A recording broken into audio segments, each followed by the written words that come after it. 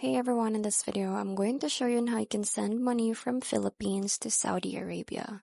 So here is one common way on how you can transfer money from Philippines to Saudi Arabia through GCash.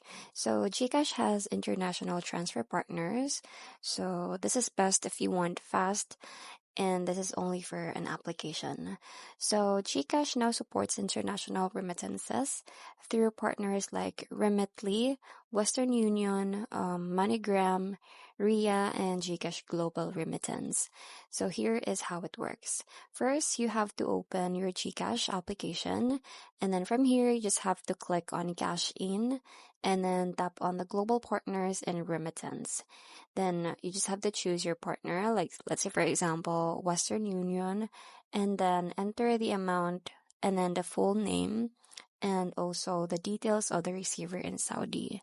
And then you can just pay using your GCash balance, and the receiver will get it in their bank account or can claim it via the remittance center in Saudi.